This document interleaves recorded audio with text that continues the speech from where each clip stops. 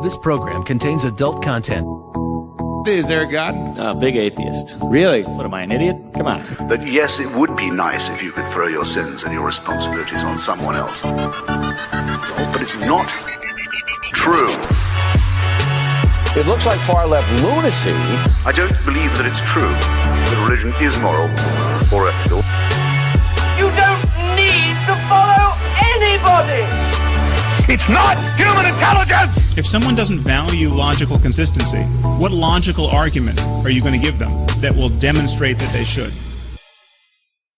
Hello and welcome to the Godless Revolution. Today is December 7th. It's Friday and this is episode 230. It's a day which will live in infamy. I swapped up the order there a little bit. I know, you confused me. So I was reading and trying to speak while I was reading instead of Then you got dyslexic thinking and reading and speaking instead of just reading and speaking what I was reading. Don't worry, it's not my strong suit either. My name's Dan, and I can't do a whole lot of things at once. I'm Ron, and I'm in that club too.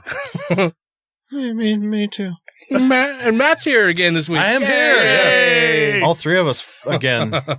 Yeah, it's been almost a month since all three of us have been in here. Yeah, so what have you guys been up to? Well, I talked to you last week. What have you done since then, Mr. Duffy? Yeah, what have you done for us lately? I'm getting involved with helping make a documentary against Utah's Prop 2 and the Mormon Church. Sweet. So, All right. yeah, we're at Rocky Anderson's office today, which for those that don't know who he is, which is probably a lot of you, Rocky Anderson used to be the governor of Salt Lake. He runs a law. He was not the governor. He was mayor. Mayor. I get those fucking mixed up sometimes. He was the mayor of Salt Lake County, city.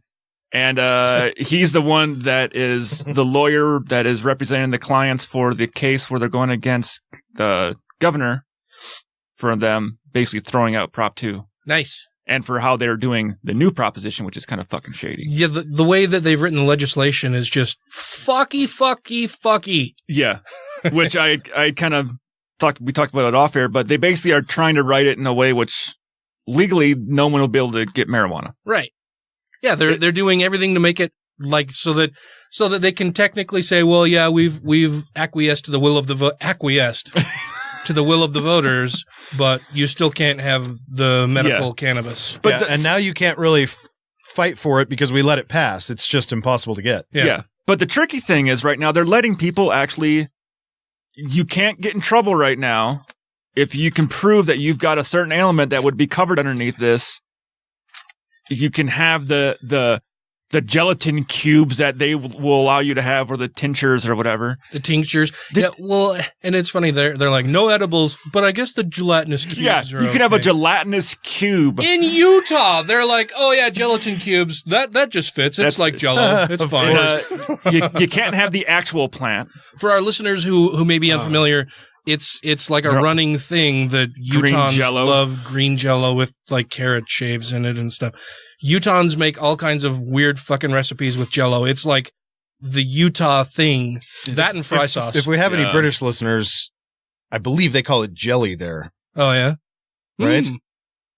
Possibly. Then they call what we call jelly jam? Because we call it jam, yes, I think they do. Okay. Maybe it's marmalade. So doing a documentary on the cannabis stuff? Yeah, so my buddies I got some friends that are basically heading it all up, but I said, hey, whenever I'm available to come run in with a camera or help do any research with you guys, I can sit down and help you guys out. Sweet. And so we're going to follow the whole process. Yeah. Because they just filed the other day. They were filming at the state capitol when they were doing the shenanigans when they with were getting rid of debating Prop the legislation. 2. Yeah, we're debating it, and my buddy got kicked out. Oh, yeah? Yeah. Was he being unruly? Apparently, anybody that booed, they were booting out. And everybody booed, so they kicked everybody out. They were booting the booers? Yeah. Shit. I don't like you disagreeing with me, and I have the power to make you leave, so I'm going to make you leave. Wait, who's kicking them out? The Capitol Police, or Can they do that? That's free speech. So they weren't kicked out of the Capitol. It was out of the chambers. Yeah. Oh. Yeah, They can do things to make it difficult for you to voice your disapproval. And really, you should be voicing your approval and disapproval at the ballot box. Which they did. And protests are great. Don't get me wrong. I think things should be protested to call attention to them. But really what counts and what matters is your vote. So you need to vote, people. Which the people voted, and then they said, hey, what you voted for, we're going to just completely kick to the side and make something completely different and say that we did what you wanted. Yeah, well, we're doing a compromise. Yeah, but really we're not really compromising. We're going to take this thing that everybody wanted and voted for, and then we're going to say that we technically implemented it, but we've made it now impossible for you to exercise these new rights. Well, and since when do you get to take the result of a vote and say, no, well, we're going to compromise on this, you know? Yeah. Oh, and if you have cancer or epilepsy or a debilitating disease and you're under the age of 21, you're not going to be able to do shit. Mm-hmm. Unless you have an in-house nurse that can feed you your gelatinous cubes. Yeah, I'm not very happy about how they've done that whole thing. I contributed to is it a GoFundMe? I think it's a GoFundMe thing to help pay attorneys' fees and shit like that. Yeah, that's the Rocky Anderson. Christine Stenquist and Rocky Anderson who are heading up this fight against the legislature and what they're doing that is very fucky. But we met Rocky at his office today, and he's an awesome guy. Yeah, he's cool. He's weird about GMOs and shit, but he's kind of crunchy. I'm just saying, like, he was completely laid back. Yeah. He was really excited that was we he wanted. High? I don't know. We were in his he had some. I noticed on his cabinet he had some High West whiskey. Oh yeah, and then the glass is sitting inside the cabinet. I'm like, oh, I like you. I'd like you more if you'd pull those glasses out and offer me some. Yeah. He seems to be a pretty decent guy. Like I said, he's little crunchy granola and a little too wooey for me sometimes, but I think his heart's in the right place, and he's definitely a fuck ton better than most of the legislators we have here in Utah. Yeah. So I miss him being in office. He was a good dude, or is a good dude who was a good mayor. Politician. Yeah. And you, sir, you were gone last week, and we've not heard about your Thanksgiving or your sickness, all of that. Blah, blah, blah. Thanksgiving was Thanksgiving. Yeah. I basically ended up hauling my mom all over fucking hell because she wanted to come to Beth's for Thanksgiving. Yeah. And she can't get herself to and from the wheelchair, but she needs to get into my dad's Tahoe to get to my sister's, which means I have to fucking fireman lift her out of her wheelchair and fucking wrench her up into the Tahoe. Well, I mean, it's just training for when you actually start running on an ambulance crew. Yeah. And help her to the toilet as well. So my Thanksgiving was awesome. Nice. I got to hold her upright over the toilet while my dad pantsed her. Did you get to wipe her? Is she still able to do that? I left. I left the room at that point. Yeah. Dad, you can handle this. I'm out. Whatever happens after this. Peace. Yeah. I mean, if it were me, if I laid a stinky one there, I'd be like, 20 minutes later, I'm still going. Like, fucking clear the room out. Clear the air out. Clear the air out. I'm still going. But I do have a couple of other notes unrelated to the Turkey Day. Okay. I was thinking about the question of, why don't atheists accept Jesus or whatever from a Christian perspective? And one of the answers I've heard is that we're filled with the devil or demons or evil spirits or whatever, right? That thing. Yeah. How does that work in their system, right? How can spirits of Satan subvert our free will, but God can't or won't? Very true. Well, that's because it's an evil thing to do to thwart your free will. And so God would never do that, but Satan and demons would. So you can be completely... Because they don't respect your autonomy and your free will. Well, then how cool is that to punish somebody who's not even in control? Because if the demon takes away your free will and leads you to hell, you're fucked in hell, but you were just a puppet. You couldn't do anything. Yeah, you were possessed. Like, how does that work? How does possession work? That's the punishment for exercising your free will is you get possessed by a demon. Because you're using your free will to not believe what they believe. That's so tricksy. So then, since you don't believe what they believe, and you don't believe in God, you must be possessed by a demon. I see. So your free will led you to a demon up the bum. This is the whole, like, I just can't, when I hear different religious believers saying dumb shit like, we just really don't want Satan's influence here because we want our children to get into we watched that video. Yeah, with Lucian. About the Satanic Temple, the protests they had in Arkansas and everything. It just, and I mentioned to you guys at the time, I'm like, man, looking back, like, as a non-believer at the things people say, you just sound like a fucking idiot. Yeah. Mm-hmm. It sounds like you're arguing about which superhero could beat up another superhero. Like, it's all fucking stupid nonsense. Yeah. So I was wondering about that. Yeah. Because clearly they haven't really thought about that. Like, if you try to have discussion about free will, then of course we have free will because it's necessary in their system. Mm-hmm. It has to be there, mm-hmm. or else none of it makes sense. Mm-hmm. So they'll argue for libertarian free will, but at the same time they'll say these demons will lead you to hell if you. How does that? but God can't subvert. He can't subvert. It seems like God is the bad guy all the time, right? No matter what, because he lets rapes happen because he won't intervene in the free will problem. Mm-hmm. Yet the rape victim is having their free will destroyed mm-hmm. while this is going on. So he's only protecting the free will of the perpetrator. Well, and the perpetrator may be possessed by a demon who then their free will is being thwarted, right? So now that's free will. So God's just letting the demons run the world. Yeah. If the victim was dressed in slutty, don't forget it was their fault. Mm-hmm. Oh yeah.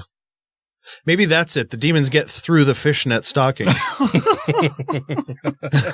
If only you had worn, like, even sheer. Come on, sheer is fine because then there's no like larger holes for the demons to creep into. Right. Second thing, I have been watching a TV program that has episodes on YouTube's called 8 out of 10 Cats Does Countdown, and it's awesome. 8 out of 10 Cats Does Countdown? Mm-hmm. Huh. It's hosted by Jimmy Carr, and they have. I have seen some of those. Yeah, they have a bunch. They have like other comedian contestants.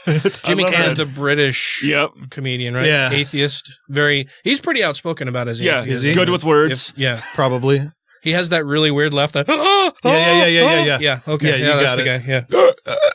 guy. Yeah. He sucks in when he does it. Yeah, it's very strange. But I like him as a host. But the thing is, they have a game where the contestants choose 6 random numbers, right? They have slots for large numbers and smaller numbers. They can pick any number. They can get 6 big or 6 small or any combination. So one of the hosts will put the numbers up in as they call them out, like 4 big and 2 big and 4 small. She'll put them up there. Mm-hmm. Then they come up with a target number, and the contestants have 30 seconds to make a combination of those 6 numbers that equals the target number somehow. Like by multiplying it. Right. Whatever kind of maths. You could do I would fucking rule at that game. You should watch it. And dude, that's what I wanted to talk about, because the host, Rachel Riley, who puts the numbers up, is fucking amazing to watch do it. She's so good. She's like a savant, dude. Dude, I do that. She's amazing. I shit you not. I think I mentioned this like a couple of years ago during one of the shows that is something that I fucking do all the time in my head. Like, I'll see a sequence of numbers and then I'll do different shit with them. Like, usually it's just that I will take all of the numbers, but add them up, but individually. So like, let's say that there was a set of 4 numbers and the numbers are like it's a house address, like 1217. So I'd look at the numbers and I go, okay, 1 and then 2 and then 2 plus 1 is 3 and then 2 plus 1 and 1 is 4 and then 7 minus 3 or 7 minus 2 is 5. I do that shit all the fucking time in my head. That's real weird, bro. Yeah, it's my secret shame. But yeah, you would probably kill on that. I'm show. like, as soon as you said that, I'm like, I gotta fucking go on there. I would be awful. I would be terrible. During our break, we'll have to find a segment of it. Yeah, there is one on there where they have a couple of clips of Rachel. Because the thing is, so they have 30 seconds, and then Jimmy goes through and asks if people have gotten it, and then they ask them how they did it and work it out or whatever. Mm-hmm. And then sometimes they get really close, and then Rachel will just be like, oh yeah, you could do it. You could just go like this, and she'll just work it out. Or if they get it, she'll like, or another way, if you want to use all the numbers, you can go like this. She's just fucking amazing to watch. Yeah. And I'm so innumerate that like, I'm just looking at like, Dude, I do that like literally all day long, every day. Whenever I see a set of numbers, I do shit like that in my head all the time. Does it come from your days of programming and stuff, or like no? I've always done it since I was little. Okay. Like, I don't know why, but yeah, since I was little, I've always done that. Huh. That's pretty cool. What's the show with fucking Adam Sandler and Drew Barrymore? 50 First Dates. Yeah. No, not that one. What? They're in like 3 or 4 movies together as a romantic Wedding Singer. interest together. Nope, not Wedding Singer. Firestarter. No, they go to a baseball game. They take a bunch of kids to a baseball game. And during part of the show, we'll have to find it during the break, but during part of the show, she says that she does something similar to what I do. And one of the kids is like, oh, she knows my secret shame. That's what I like. Like this kid says the same thing. And I'm like, I do that. I didn't know other people did that. So that's yeah. funny. Yeah. Apparently it's a thing that a lot of people do. Interesting. Not me. Couple other YouTube channels that I think are cool. One is Alex Hefner, who he's a hip hop head. He's a young kid. He's like 24. And not a young kid. He's a young man. And he's a hip hop head who watches like metal songs for the first time, like Metallica and Rage Against the Machine and System of a Down. And was he the same one that watched the Bohemian Rhapsody one? Yeah. I think I watched. Did you? Yeah. Where he's like, man, this shit's good. Yeah. Yeah, he does that one too. He's like, he just watches metal songs for the first time, and it's just, I don't know, it's kind of fun to just watch him. A pure reaction from a guy watch him just be like, what? Yeah, like songs you've heard a million times, like Wherever They May Roam or whatever by Metallica. Mm-hmm. Like we've just heard that so many fucking times, and it's a great song. But to watch him listen to it for the first time, it's kind of weird because it sort of takes you back there, and it's not a place you can get to on your own when it's brand new to you. You know what I mean? Yeah. So it's just interesting to watch that. And then also, Your Dinosaurs Are Wrong. I don't know if I've mentioned that on this show before. Your Dinosaurs Are Wrong. Everyone needs to watch this channel. It's fucking amazing.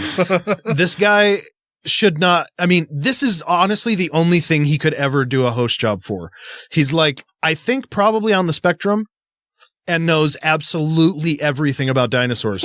So people send in their dinosaur toys, and he just literally analyzes them and tells you what it's supposed to be and how they should shift and how they've fucked it up. Yeah.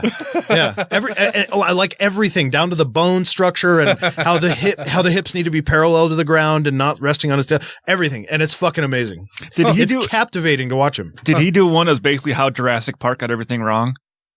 I don't know. Because I saw one of those videos of how, like, it was like a guy that was talking about dinosaurs, like how Jurassic Park got all the dinosaurs wrong in the movie. Like picking apart how they've designed them. Like how they look, how they represent. Like, hey, a dinosaur wouldn't sound like that. They might actually sound more like a fucking chicken. Right. They call this dinosaur this, but it's actually this. Like those two dinosaurs won't live in the same time period. They can't live in the same area. Yeah. Oh yeah, that's what's trippy too. like humans, like we right now are, I think I have said this on the show, we're actually closer in time to T-Rex than Stegosaurus was to T-Rex. Oh wow. Yeah, when I was actually watching the guy talking about it, I'm like, I didn't realize how the break in dinosaur, I guess, periods, like the Thoracic period, and that's the only one I can think of. Thoracic period? Yeah, it's the one period of rib cages. Yeah. But all the different periods of the dinosaurs, I'm like, I didn't realize how big of a gap there is between each one of them. That reminds me, like we did a show a while ago where we ended up outside making a fire after the show. Yeah. And sitting there talking. Yes, I remember that day. and we talked about the Fermi's paradox a little bit. I don't know if Ryan will remember this. You might have left by the time Matt and I started talking about it. But I asked you what you thought of Fermi's paradox, and some of the things you said, I was like, well, it's pretty fucking spot on, man. Like, so Fermi's paradox is why, if there's other intelligent life in the universe, why haven't we? I was there. I remember talking about all the space stuff. And why haven't they seen us? Why aren't we visiting or receiving signals or whatever?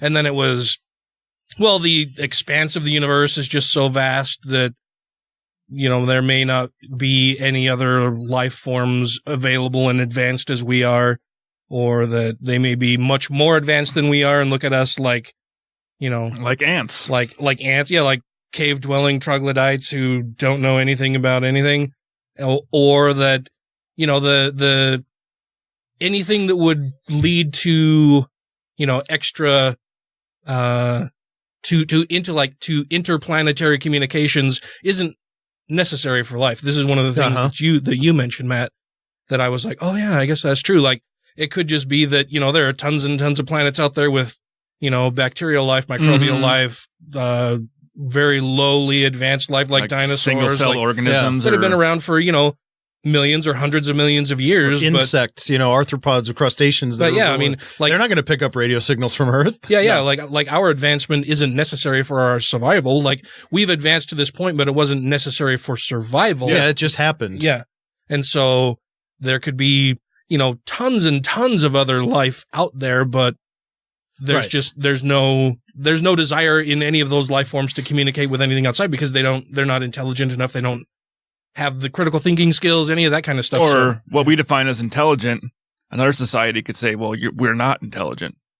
Sure. I mean, but, things that have evolved, either, I mean, like, we're talking about things like 2 eyes or long axis symmetry or, 4 appendages or more, or whatever, a case around the brain, all that. We see that everything, almost everything that we find where we find life. Mm-hmm. Those things have been very effective for survival. We know that herbivores tend to have eyes on the side, so they get more of a 360 view. Yeah, for predators. And predators have eyes more in the front for binocular vision and depth perception. Mm-hmm. That has evolved a ton of times. But intelligence has evolved very, very few times. And it depends on how you gauge it, but it may only be that we have one example of intelligence evolving on Earth ever, out of all the possibilities and all the things we have seen evolve. But the other, so we could, and not to mention the fact that our radio signals are so close to Earth that doesn't even matter at this point that they're out there. But even if we assume that, let's just say we sent signals that cover the entire visible universe, we could be hitting planets that, like you said, are, covered with insect animals or dinosaur eras or whatever that aren't going to be able to, they're not capable of receiving or responding. Or what if we hit a planet that's a Roman Empire? That's still intelligent life, but they can't receive or respond. Yeah. I mean, but they're milliseconds away from those advancements in our timeline. But or who knows if they're even looking for the same signals we're sending that's out. the other thing, the frequencies and all that stuff. Yeah. But I mean, well, and then assuming that other life forms would be similar to us and how life here is on Earth. Yeah. I mean, we have an example of one. Yeah. So we're basing our search on things that we know. Like, you don't know what you don't know. Yeah, it's all we can do. Yeah. I would say we almost have an example of 2 or 3. Well, because I might say when you say, like, we were talking last week, I don't think we talked about it. The untouched tribes. Oh, yeah. I would almost say they're a second example of civilization existing right now that live under completely different circumstances. Well, they're still human. Well, they're still human, but I'm saying like their level of... You racist. Well, I didn't say they weren't human. You elitist prick, you. I'm just saying like... that British Empirist. Well, we should go but the people in the British Empire or the people in the Roman Empire were still human. Yeah. But their level of understanding of the technology we have today would be completely fucking none. Right. Just like tribes that live on islands, their understanding of anything we have would be completely misunderstood. And who says that they would never want to? They're still like that for thousands and thousands and really, thousands of years. The technological advancements that we've made in the last 200 or 300 years, which is oh geez, I would go with the last 60 years, like a femtosecond on the geological universal time scale, or geological scale is just fucking crazy. I know. I would go just from the start of NASA to now, the amount of stuff that's been developed. Yeah. So, to summarize anyway, for me, I would say that, there, according what's the Drake equation is that there almost absolutely has to be other life out there. But if there is other life, that's my opinion, that it's not capable of receiving or responding. Could be intelligent. We just don't know. Also could be more intelligent and they don't have their fucking record players anymore, so they can't pick up our signals. Or they don't want anything to do with us. Yeah, could be too. Yeah. That's what a lot of UFO people think about the Greys, those little skinny guys with the big eyes, is that they don't come and visit because physically we're so much more brutish. Yeah, we're just so much bigger and more muscular, and we're so violent and quick tempered, and they're scared. Quick to violence. Yeah. What did I say? Well, that's a good excuse. You said quick tempered, but yeah, let's say. So they're afraid to land is one of the excuses or apologies that they give. Yeah. But speaking of that, leads me right into my very last thing. Okay, sure. Sorry, it's been 3 weeks. Yeah. You're good. No, this is all great. But yes, my medication is working today. Yay! I still have problems that I need to work out, but hopefully I can feel like this all the time. It's amazing. Awesome. Yeah. So I encountered this video that I think everyone, even our audience, will enjoy. That there's a man, I think from the 60s maybe, who can speak alien languages. And does it on video. Really?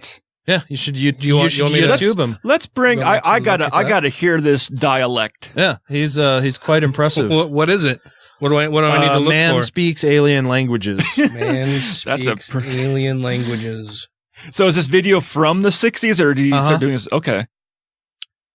I want to look at videos. Yeah, that first one. This one? Can you speak Venusian?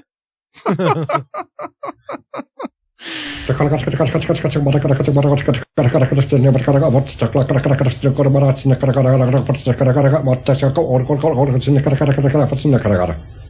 can speak Venusian.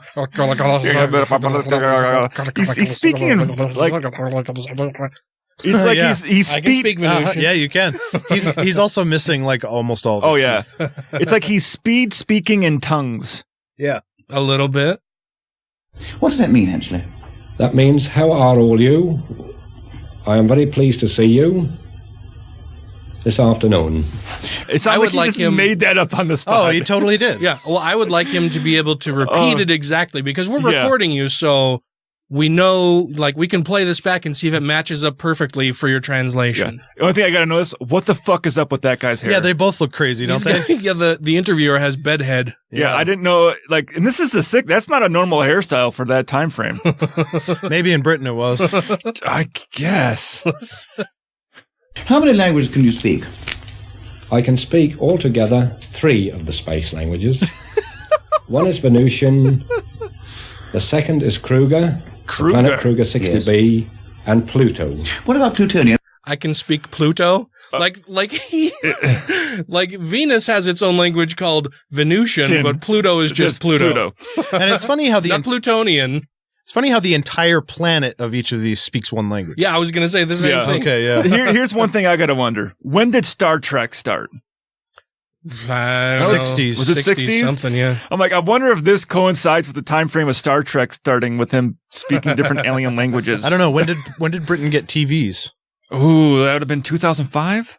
No. I think it was the 30s. I think it was, so they might have had it then. Yeah. I think it was the 30s. Pluto. What about Plutonian? What does that sound like? Plutonian is How did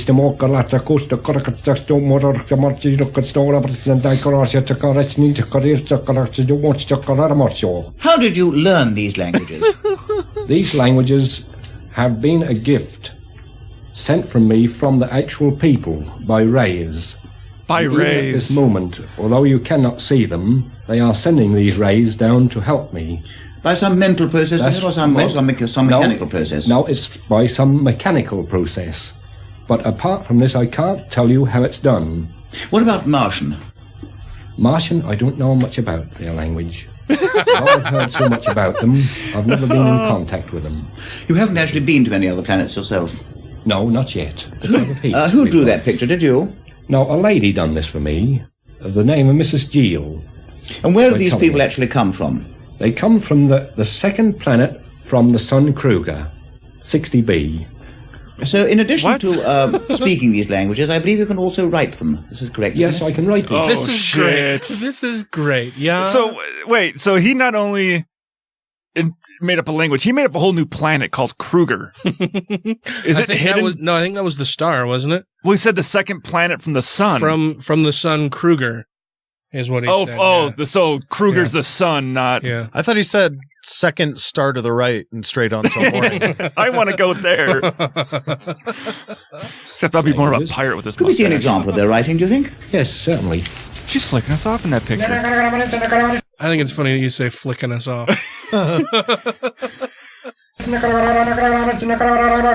He's just scribbling. And why is he speaking while he's writing? Yeah. What the bitch? This here means... It's a very, very inefficient language. I mean, he's used an entire sheet of paper for the 2 or 3 sentences that he's spoken. Which are probably 4 words. We are here for a purpose, which is something to do with your Earth. That we will reveal later. Okay, wait. Could we see some Plutonian writing? The first segment, he said way more words, like way more alien language, for fewer words. Oh, exactly. Oh my fuck. That's pretty good. Earth. That we will reveal later. I see. Could we see some Plutonian writing, do you think? The guy's just like, I see. This is very interesting. It's going to look exactly the same. Certainly. It looks different. It does look different. This looks more like Chinese Japanese characters, yeah. He's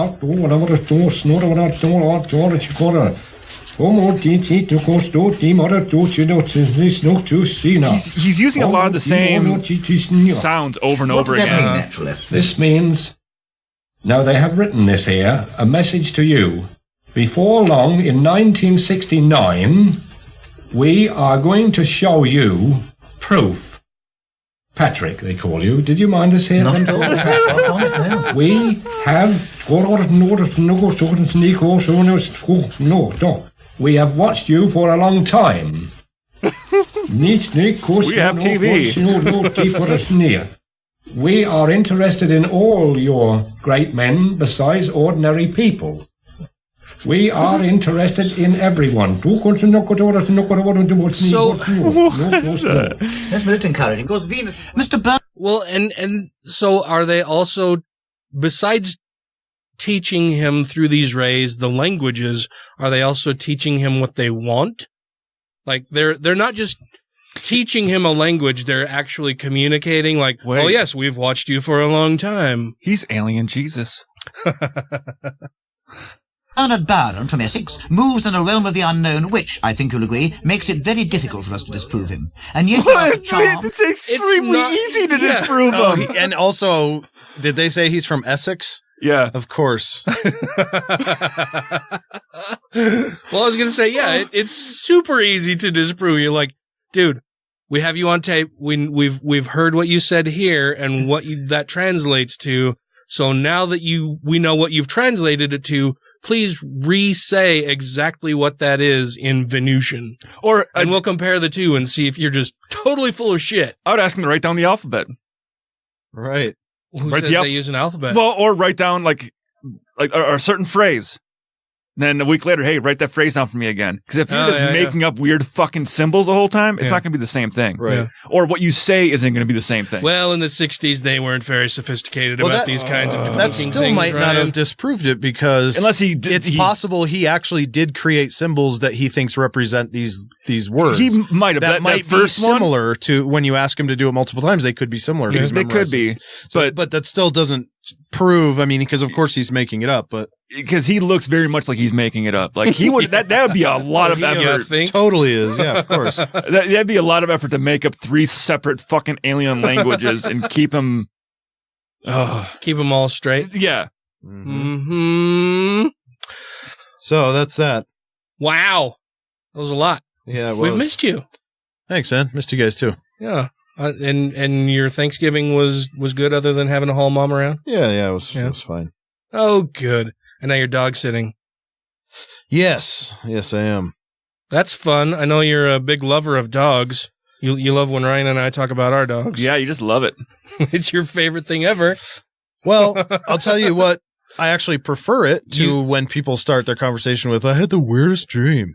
I was going to say that, or, when people start talking about comic books or superhero movies, that kind of stuff.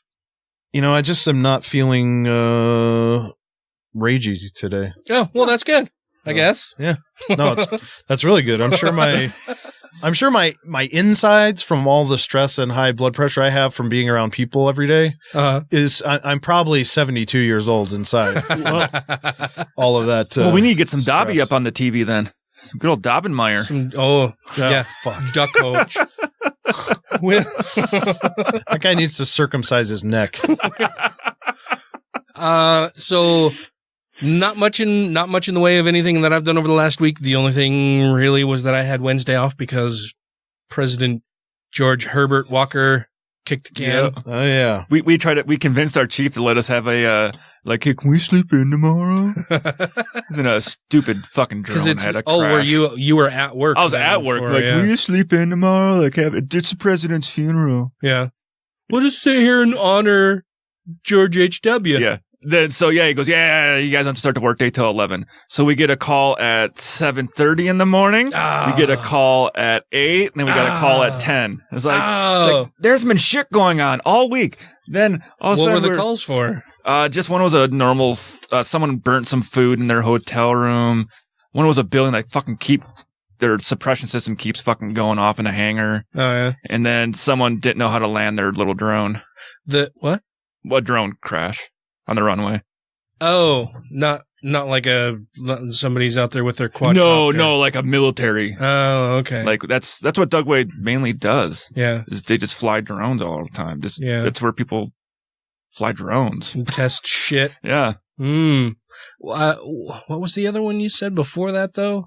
Oh, the building. So, like their fire suppression system, the building has a fire. Oh, yeah. So, it was the fire suppression system. No. So the sprinklers weren't going off. So it's got a fire pump in the building. So it's a big hangar. So it just pumps fire all throughout the building. Well, it pumps more water into the system. Like it turbocharges the water, so that way it can put more pressure into the building. Okay. Yeah. For some reason, the pump keeps going off. When the pump goes off, it just sprays water outside the building.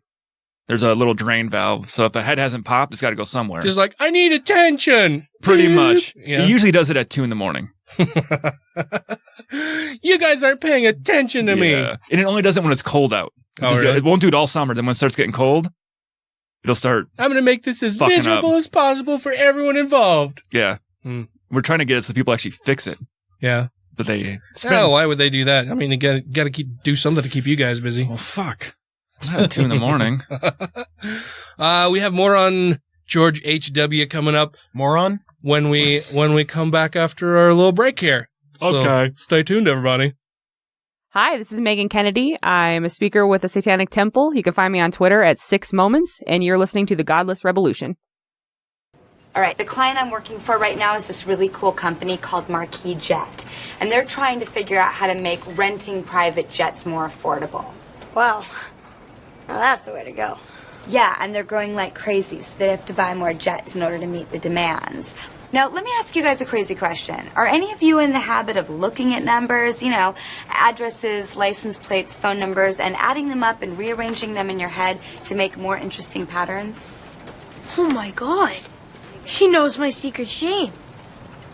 Well, step into the light, my friend, because this is the Church of Numbers, and every day is Sunday.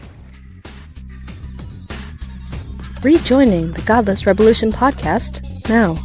So we had said that we would be back with more on George Bush, and we'll get to that in a moment. But before we do... We will be back with more on George Bush.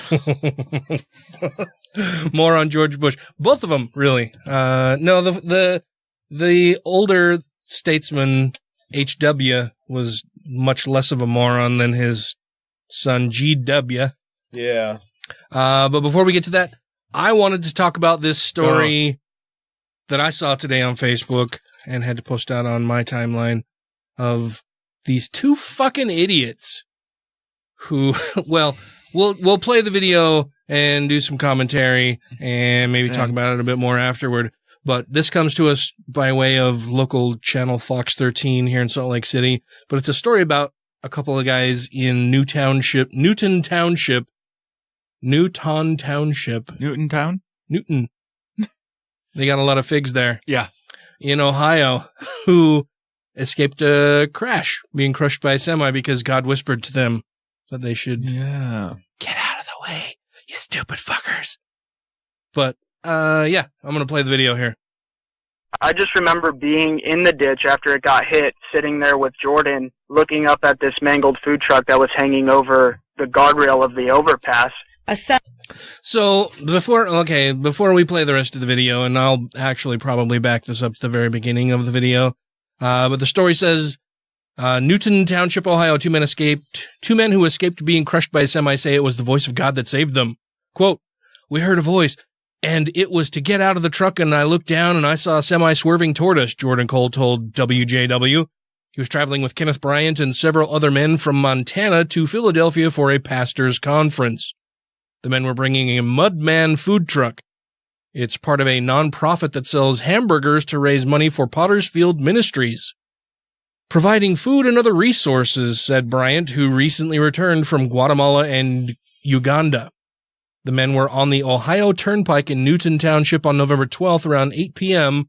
when the food truck broke down because God didn't want them to get to their destination. Yeah.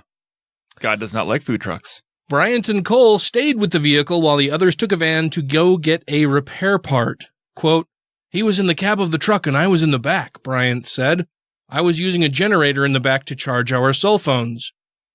All of the sudden, he became overwhelmed with a sort of vision," he said. And this is on an official news site, and they say all of the sudden instead of all of a sudden. Yeah. Like, isn't it, like, you would think as a reporter reporting news, especially in text, that you would need some sort of English training? No. Maybe use the, grammar check in Word or whatever word processing app you happen to be using. Why do something that might make sense? Quote, "It was kind of vivid," Bryant said. "It was pretty predominant. It was a pretty predominant thought that the truck was going to get hit. He immediately grabbed his phone and jumped out of the vehicle at the same time Cole was jumping out of the front cab. As if there was a back cab. They both made it out with only seconds to spare before the entire food truck was crushed and mangled beyond recognition. The other thing that really fucking bothers me about this story is every sentence is in its own paragraph. Yeah. Ohio State Highway Patrol troopers who responded to the accident told WJW the men most certainly would have been killed had they been inside the vehicle during impact. How do you know? The semi-truck driver also survived and suffered only minor injuries. "God kept us safe. God kept us alive," Bryant said. The men continued on to Philadelphia, Florida, and are currently in California. So where do they go, Philadelphia or Florida? Apparently, there's a city named Philadelphia in Florida. Because Florida, man. They were feeding people at a church Thursday night when they spoke with WJW. Both absolutely believe they know who saved them and why. Quote, "We've come to the conclusion that it was Jesus," Bryant said. "He allowed this to happen for me to be able to share this story, for people to know that our Heavenly Father is mindful of us," end quote. So mindful he destroyed your fucking food truck. The men feel strongly that they were spared because they have a purpose in this world. This Christmas, they hope people will be inspired by their story and realize that they are just as important and have a purpose too. They talk about this kind of thing, and this comes up every time a situation like this happens. Yeah. They talk about this as if death is some other thing, accidents, death, broken arms, whatever, all those things that happen to us are some other thing that isn't related to God in any way, right? That all of these things are just going to happen. But if you get saved, he stepped in and helped you there. But none of them recognize he's causing all of that in your view. Yep. From your worldview, all of that stuff is his fault. So the fact that, we know, obviously the problem right away is that they're giving God credit where they should be giving him blame as well, right. At least. Right, yeah. Or maybe they thought through their head while they're sitting inside of a vehicle going, you know what? It's kind of dangerous to be sitting inside of a broken down vehicle on the side of the road because, sometimes they get hit. Mm-hmm. We're much safer outside the vehicle. Well, and I think my cell phone's done charging now. I think they talk about that maybe in the video, but the text of the story ends with, quote, "That there is a purpose for your life. You do have a reason to be living, and it's God's perfect timing," Bryant said. God's perfect timing to have this truck where we're trying to raise money for our ministry break down on the side of the road to be fucking demolished by a semi-truck, and we just barely get out with our lives. Is this God giving them a big fuck you to their ministry? What a great fucking God that is. He's too fucking weak to actually stop the semi from demolishing the truck promoting his good word and raising funds for the ministry promoting his good word, but he'll let the people escape. It would have been how fucking stupid is that? Maybe he's not weak. Maybe he's capricious or evil. It would have been more miraculous if they had stayed in the van. That semi came careening towards it, and suddenly the van lifted into the air, levitated. Semi goes underneath the food truck, and then the food truck is set back to the ground, uninjured, unharmed, and or anything. Yeah. That would be more. That would be a mirror. That would be, if I saw that, I'd be like, yeah, that would be much more miraculous. Explain for sure. that. Yeah. Mm-hmm. But no, it got destroyed. Let's watch the video because I think there's some additional information in here. I just remember being in the ditch after it got hit, sitting there with Jordan, looking up at this mangled food truck that was hanging over the guardrail of the overpass. Is he a teenager? Plowed through the vehicle at full speed. They both look pretty young. Yeah, from the sounds really young from the thing that I saw earlier. And this stupid goddamn. Oh, there we go. Speed and would have crushed the men inside too. But right before impact, they say they were warned. It was crazy because talking afterwards, we both realized that He looks like a total stoner, right? Yeah. Right, it's not just me. Like he looks like completely. Like this guy was probably selling Mudman as a weed truck. He looks like extra chromosome, no illusions. we knew that the truck was going to get hit before it got hit. We heard a voice, and it was to get out of the truck and look down, and I saw a semi swerving toward us. A heavenly voice protecting these men of faith, whose journey started with a prayer in Montana, headed for Philadelphia with the Mudman food truck, a nonprofit raising money for Pottersfield Ministries. It's a black helping truck. People How around good to have the a world. black truck broken down in the middle of the night. Through Ohio. On the Ohio Turnpike in Newton Township, when the truck broke down around 8 o'clock at night. Other men following behind in a van went to get a repair part, while Jordan and Kenneth stayed behind. He was in the cab of the truck, and I was in the back. Way in back, says Kenneth, charging his cell phone on the generator, when he suddenly got an overwhelming vision. It was kind of vivid. It was kind of vivid. Just a little vivid. Not entirely vivid, just kind of vivid. A pretty predominant thought that the truck was going to get hit. A pretty predominant thought. Not a voice, not a vision, a thought. He didn't say someone spoke to him. Like he just fucking said himself that it was a thought in his own fucking head. Yep. It was a pretty predominant thought that the truck was going to get hit. As he jumped out, so did his friend who heard that voice, with only seconds to spare. The semi-truck came through the food truck, but pushed him up against the guardrail, and then he rolled over and rolled down the ditch. Now, usually, drivers are told to stay inside of their vehicle with a seatbelt on in case there's an accident. But in this case, state troopers say absolutely getting out saved their lives. That was mid-November. Speaking to us by phone Thursday, Kenneth says they both know who saved them. We've come to the conclusion that it was Jesus. And how did you do that? How did you reach that conclusion? Yeah. I wonder. Because people in other countries who follow different religions would have said that it was whatever God that they happen to worship, right? Yeah, how do we know it wasn't Satan? Because Satan hates that food truck. Spared us, and it's for a reason, because he has a purpose. Because we're so special.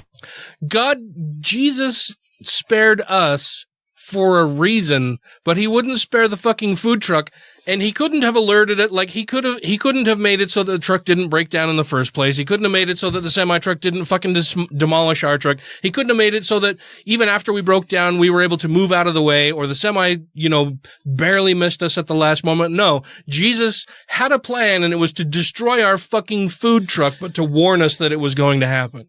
Yeah. Also, what a fucking asshole. Like, if my son put together this whole thing, he's got this plan, he's working on, he's got this idea he wants to work out. He puts together all the stuff he wants for it, and he starts off on this trip, and I don't think that's such a good idea. So I lay a trap for him, fuck up all of his plans just because I think there's a better one. And then I tell him the reason I did that was because I have a plan for you. And I'm not going to tell you what it is. And you almost killed him in the process. Yeah, and almost killed him. Yeah. And hey, Dad, why'd you do that? I have a plan for you. And they're accepting that, as I do have rage in me today. They're accepting that. as a good answer. I'm glad that this got somebody else riled up too, because I watched this and read the story and it was like, Jesus Christ, man, these people really fucking think this. Like, all you have to do is step back from your stupid indoctrinated beliefs for half a second and examine, like, okay, well, there's a lot of other things that could have happened if there were really a kind and benevolent God who's looking out for us, besides just whispering, hey, maybe you got to get out of the truck right now. Yeah, like bad things never happen if there's a good God. Yeah. That's the thing. Yeah. Because he has a purpose. Which the men continued from Philly to Florida and now California, feeding people at a church, which they hope will be a source of inspiration for everyone this Christmas. I thought their truck was destroyed. What are they feeding them out of now? Maybe the van that the other guys were following them in. Wait, so I don't understand. They're handing out candy to children from a van. So they continued with their plan? Apparently. I thought God had a plan. Yeah. And obviously it wasn't a food truck. It was, that food truck was not part of God's plan. So they had to alter their plan. So now basically what's going on is, you ruin the entire plan and then you say, well, I did that because I have a plan for you. I'm not going to tell you what it is. You're just going to have to go on with your plan for now. Well, thanks for fucking it up. Yeah, like now I got to start all over. Like they're still following through with their original plan, right? Yeah. So God had a plan for them, but it didn't involve that fucking, like, fuck that food truck in particular. I'm gonna fuck up your food truck. Yeah. The rest of your plan is okay, but I fucking hate this fucking food truck. It's gotta fucking go right fucking now. It doesn't have Jesus on it. Fuck your food truck in particular. Yeah. I read that and I was like, oh my God, just the religious people sound so fucking stupid sometimes. I also wonder if Mudman has a religious reference of like coming from the dirt. I don't know. No, they wouldn't have said, well. Like if Jesus formed them from the earth or whatever, I don't know. I don't know. No, I don't even. Well, so, okay. So I'm going to lay it out. There. So as part of this video, it shows them like, giving food to poor people. I don't even know where they are, where some of these still images are taken, but it's of impoverished black people. And I thought, Mudman, oh my God, so I don't know if I clearly, no, I was being racist. I was being racist because I see Mudman and then I see pictures of black people that they're feeding. And I'm like, well, that's pretty fucking racist that they would call their truck Mudman while they're feeding black people. And then it's like, well, no, maybe that's not it. Maybe I'm just being racist thinking that that's what they're doing. That didn't even pass through my head. Oh, yeah? Yeah, me neither. Yeah, I'm just a fucking asshole. I don't know what to say. I said something racist before the show, too, so don't worry about it. Not to them, but a different group. So I'm apparently a racist because I was trying to spot racism in other people. It's not the first time. It probably won't be the last. I would say that's just more of a... I don't think that's racism. I think that's just natural bias that it could be. I don't think it's full blown racism. I'm always trying to spot the racist. Yeah. And sometimes it's me because I feel like in my head I tie different things to having a racial overtone when probably there is none, and so then I'm being racist, basically. And now I feel like a dick, for race-splaining, because I'm a straight white guy. No, that wasn't racist. You're fine. You're just fine, man. No, it's fine. Thomas. Okay, anyway. Dan's had a lot to drink this evening already. Well, have you? I have. Where's your cup at? I'm hiding it over here so you can't see how much I've drank already. We're halfway through the show and I'm fucking almost done with my cocktail. What's a cup at? What? Say, where's his cup at? Where's what's a cup at? Where's the cup at? What is a cup at? That's a cup hat. Oh, that's a cup at? This is the cup at. Oh, I see. I went with the vodka Red Bull today because you don't want to sleep tonight? Well, I didn't sleep well the night before, and then I get up swirly now that I don't get much. You get up sleep. swirly? I get up swirly now. I get up swirly. You get up swirly and get a cup out of water. No, I've tried to mirror my other team who work, or the rest of my team who all work on the East Coast. Yeah. So I get up 2 hours earlier than they do just so I can try to mirror their schedule and be around when they're around, that kind of thing. Why don't they mirror your schedule so they can sleep in? They should. Well, because then they would be working very late. Yeah. Anyway, so getting back to George H.W. Bush, I had Wednesday off, all federal employees, unless you were, part of some essential service. Yeah. Saving lives. Yeah. Saving lives like Ryan. Yeah. Going out and answering calls for a broken fire suppression system. Fuck that thing. And all this week since HW's death, on every news channel, every media outlet, everywhere, it's how great he was and what a wonderful president and humanitarian and civil servant all throughout his career and life, that, civil service was the thing that he did. And there were very few outlets that I saw that talked about any of the more shady, sinister, shitty things that he did while in service of the government and public, and the public through his civil service. Well, the thing is, a lot of it's not like a secret. No, it's not secret at all. Like most of these news outlets that were reporting about what a great person he was while he was, after he's dead, that while he was alive and while he was serving as president, talked about what a shitty fucking human being he was. Yeah. A big portion of the reason why HIV/AIDS spread so quickly and so thoroughly through a lot of communities was because of policies instituted by Reagan and George H.W. It's a big part of why he was a one-term president. And they don't talk about a bunch of other things, but we've got this story. This comes to us from thehumanist.com. It says it's titled The Darker Side of George H.W. Bush's Kinder, Gentler Faith-Based Politics. No new taxes. Read my lips. And he had all the taxes. When I was little, my mom made me eat broccoli. Now I'm the president. I don't have to eat broccoli anymore. You seen that clip? No, that's real? That's real. Really? Oh, shit. I thought you were making a joke. Well, and he infamously bashed on atheists. Yeah. Homosexuals. Yeah. Yeah, a bunch of different marginalized communities. Yeah, he said atheists shouldn't even be citizens. Yeah. So the story starts and says that during my graduation from Yale Divinity School in 1992, I decried those protesting President George H.W. Bush as he delivered Yale's main commencement address. How dare they destroy my pomp and circumstance with such rabble-rousing? Bush represented in his own infamous words, kinder, gentler, religiously infused republicanism one finds among the upper crust of Greenwich, Connecticut. Here Bush spent his... Oh, my God. And just speaking of religion, I'm trying to remember the guy who was really close with Bush that I saw all over the news on Sunday.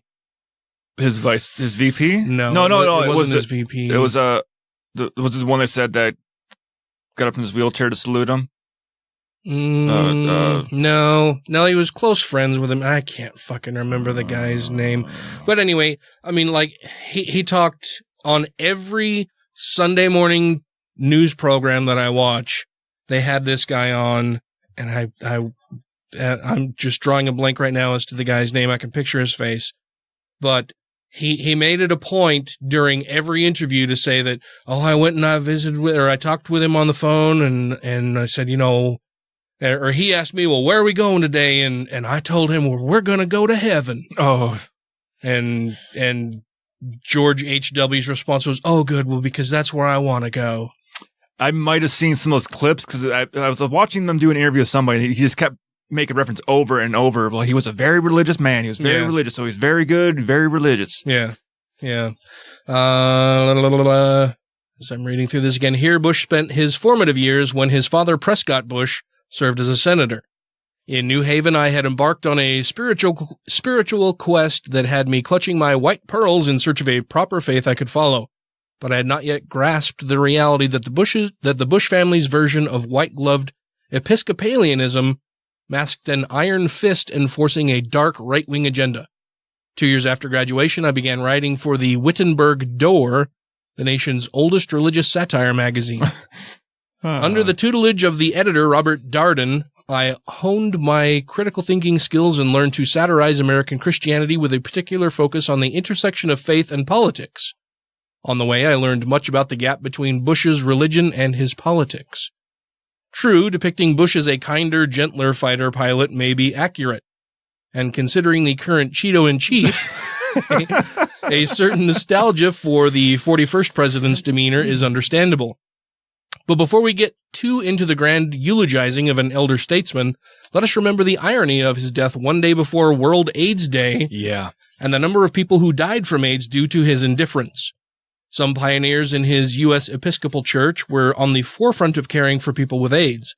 Episcopalians were among the first denominations to conduct funerals for people who died of AIDS. I would later follow those working on the fringes of their faith, beginning a journey that led me, as so many, out of the institutional church. By then, Bush's form of the faith and mine represented the opposite ends of the Anglican spectrum. As I reflect on George H.W. Bush, I wonder how he reconciled his faith with his association with the CIA, including at the helm for a year. A cursory look at his life, as reported by outlets like Rolling Stone, New York Magazine, and The Intercept, reveals he had a major hand in propping up some god-awful dictatorships. Along those lines, investigative journalist Greg Palast's documentary Bush Family Fortunes shows how the family's oil connections to the bin Ladens and the Saudi royal family caused H.W., as president since, to turn a blind eye to Saudi atrocities. When he did intervene to curtail a dictator he had once supported, he did so in a way that cost hundreds of thousands of Iraqi lives. At home, the Willie Horton ad, for which Bush never apologized, that racist fucking ad, lent considerable fuel to racist rhetoric among the religious right.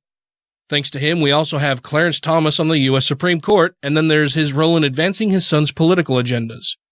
While Bush Sr. may not have been as explicitly religious as his namesake son, his actions still contravene the faith he claimed to possess. Consider his embrace of the family. Host of the National Prayer Breakfast, a haven for the international elite to gather with U.S. lawmakers to advance political agendas under the guise of communal prayer. In Jeff Charlotte's book The Family, he recounts Bush Sr.'s appraisal of the late Doug Coe, who was the leader of the family during the 1990 National Prayer Breakfast. Quote, he praised Doug Coe for what he described as quiet diplomacy.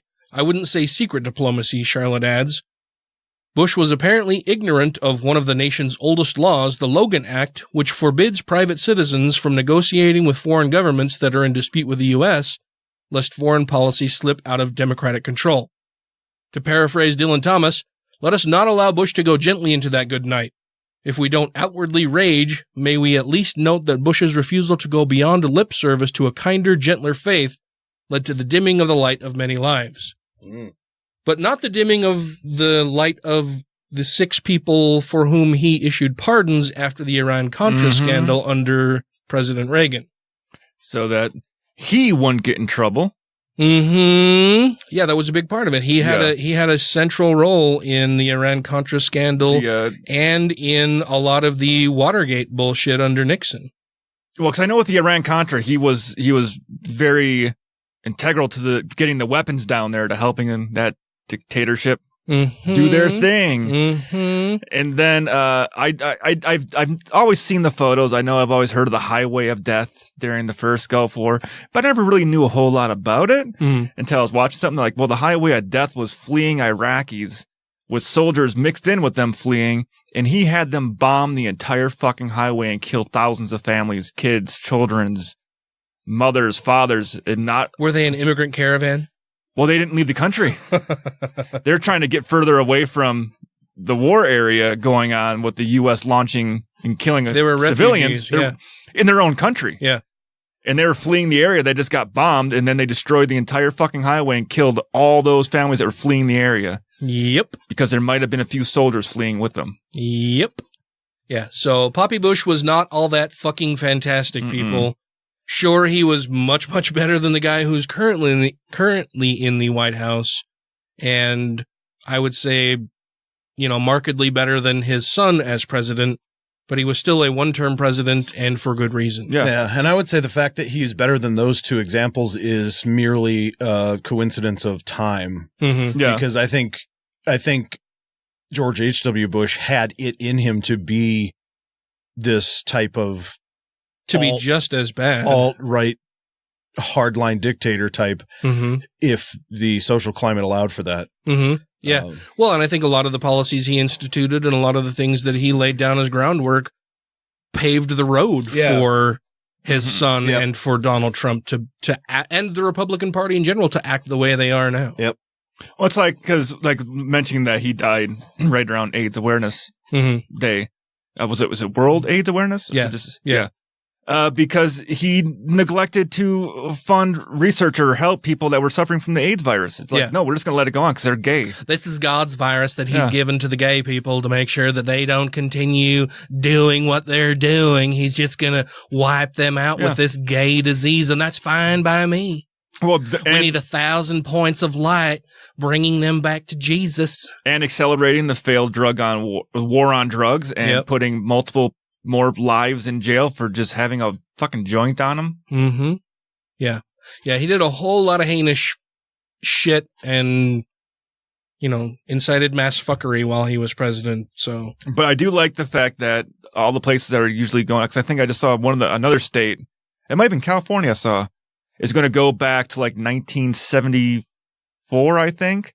And if you have a marijuana possession charge between then and now, it's completely expunged. Oh, nice. From your record. Good job. Are they going to release people from prison? I hope so. If it was between that time frame and they're in jail for that, I would hope they get released. Because I know Canada was starting to work on the same thing. Where if you had, I can't remember what date they were going back to. None of them is like non-violent drug charges. If you have that from this date through this date, it completely gone, expunge off your record. Good. Yeah. Well, good on him. We got more stories coming up, so stay tuned. Hi, I'm Lucian Greaves, spokesperson and co-founder of the Satanic Temple. Check out my website, grayfaction.org, if you want to be disgusted and alarmed. You're listening to Godless Revolution. Yeah, well, I started calling him Hefe after we were involuntarily retired from public service in 1993 because I wasn't going to call him George that much. I'd been calling him Mr. President. Hefe, of course, is for chief. I went over there the day he died. Early in the morning, he'd had 3 days he hadn't gotten out of bed. And he'd had a very bad Thursday, and then this last Friday, I went over there at 7:15 in the morning. I live right near to see how he was doing. And one of his aides said, "Mr. President, Secretary Baker's here." And he looked up. He opened both eyes. He looked at me. He said, "Where are we going?" And I said, "We're going to heaven, Hefe." And he said, "That's where I want to go." Thank you to everybody who has rated the show on iTunes and Stitcher and are following us on YouTube, Twitter, and Facebook. And to all our Patreon patrons, you make the show possible. Did you know that a letter from Einstein can be worth almost $3 million? Well, a lot of times letters from famous people are worth quite a bit of money. But that's almost $3 million for a letter written by Einstein. Yeah, I mean, but a letter's personal. He only wrote one of that letter. You can probably get his autograph on different things, but that's one letter he wrote. Well, this is pretty cool. It is. So there's, there have been arguments back and forth for a long, long time about whether Einstein was an atheist or whether he wasn't, or on his deathbed he, professed to be religious. Whether he was like a Spinozist, where he believed in just like this concept of a creator God who just kind of had a hands-off approach to life here on Earth, or whether he was a creationist or an atheist or Jewish. Yeah. But I think this letter kind of settles things, and maybe that's why it fetched so much at auction. Well, also, if it's really unclear like that, like with Neil deGrasse Tyson and Einstein and stuff, it's probably not. I think with Tyson, it's pretty clear. Like, it's clear that he's an atheist, but he just doesn't want to say it. I think it's the same thing with Einstein and Hawking. Yeah, well, Hawking. I think did Hawking say that? Maybe later he came out, but like earlier in his career and earlier in Bill Nye's career, stuff like that. Yeah, I think if people are theists, it's pretty obvious usually. Yeah, it's not. You don't have to do a century of digging. They're like CrossFitters or vegans. Yeah, or atheists. Yeah. But this comes to us from David Gee on The Friendly Atheist. It says that Albert Einstein's so-called God letter, in which the theoretical physicist called belief in God, quote, a product of human weakness, smashed predictions and sold for a massive $2.9 million. Which is, I love that quote, and that's a crazy amount of money. The article says that we talked about the letter in October when it was estimated that the letter would bring in between $1 million and $1.5 million at auction. The actual amount turned out to be nearly double the highest end of the range. A handwritten letter by Albert Einstein in which he grapples with the concept of religion has smashed predictions and sold for nearly $2.9 million. Or 2.3 million, is that francs? Is that euro? I don't know what that symbol is. The so-called God letter was written in 1954 and was expected to fetch $1.5 million at auction in New York. Quote, this remarkably candid private letter was written a year before Einstein's death and remains the most fully articulated expression of his religious and philosophical views. A statement from Christie's says, it fetched almost double the auction house's predicted price of between $1 and $1.5 million. The letter was probably worth so much because it gives such a unique insight into the spiritual beliefs of the renowned scientist who developed the theory of relativity. He had always publicly refused to be called an atheist, and he stopped short of using that term in the letter, but he also calls the Bible a collection of, quote, primitive legends, end quote. The Nobel Prize-winning scientist, then 74, wrote the 1.5-page note to German philosopher Erich Gutkind, in response to one of his works. It is seen as a key statement in the debate between science and religion. In the letter written in his native German, Einstein takes issue with the belief in God. Quote, the word God is for me nothing but the expression and product of human weaknesses, he writes. The Bible a collection of venerable but still rather primitive legends. It continues, quote, no interpretation, no matter how subtle, can, for me, change anything about this, end quote. Einstein was actually a frequent critic of religion, despite referring to God in a mathematical, philosophical sense. But that doesn't change the fact that religious apologists will probably always misinterpret his statements to imply that it is smart to believe in religion. Mm-hmm. Still, this letter is proof that Einstein's views were more closely aligned with today's atheists than with any particular religious group. He most certainly wasn't a hardcore theist, no matter what some believers still say, and he actually had some sensible things to say about religious beliefs. Imagine that. So yeah, I think he was clearly an atheist. But yeah. What I think is funny, I probably have to look it up to find out if there's something out there. But if there's a handwritten theoretical equation for E equals MC squared, like when he first came up with the equation, mm-hmm. and that's been auctioned, I hope that's fucking gone for more money than the religious one. Yeah. Do you know what E equals MC squared stands for? What it is? Energy equals mass times acceleration times the speed of light. Times speed of light. Speed of light that's what it is. Okay. Yeah. You were thinking of F equals ma, right? Yeah, mass. Yeah, force and acceleration. I've been watching I've been watching a lot of flat Earth videos, and with scientists going, "You fucking dimwit! Here's the actual equation for this." Have you discovered the conspiracy? Have you rooted out its cause and why there are people who believe that the Earth is actually round, Ryan? Well, no, I'm more trying to figure out how these people come up with their flat Earth theories. Well, and how they can actually believe it. Most of it comes from religion. Oh yeah. There's a few people are just dumb, like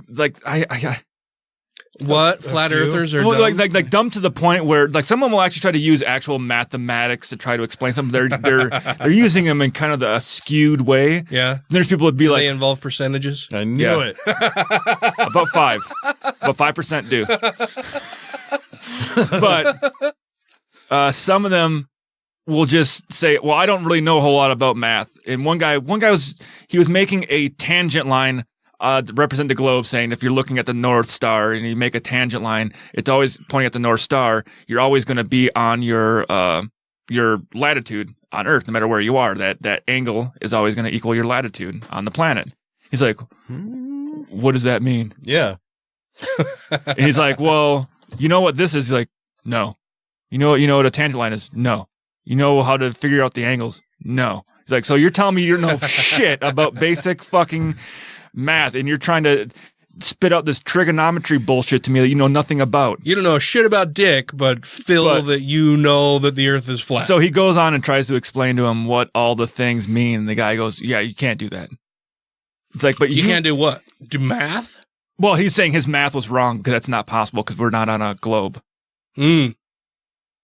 So right away, like he rejects the premise of like the basis upon which you are stating these mathematical facts is wrong. Yeah. Like your foundation is wrong. Because what he was pointing out, I reject the basic premises that you're starting out with. Yeah, because what he's pointing out is no matter where you want, like, so if you're an explorer in the olden days before GPS and really good maps, before Google was around, and you had to find out if you're out sailing the ocean, you go, well, I want to know. That was my drink. Sorry. I want to be able to find out what latitude I'm on. Well, you take your thing, you put the North Star into view, and whatever degree of angle. What are those called? I'm trying to think what there's.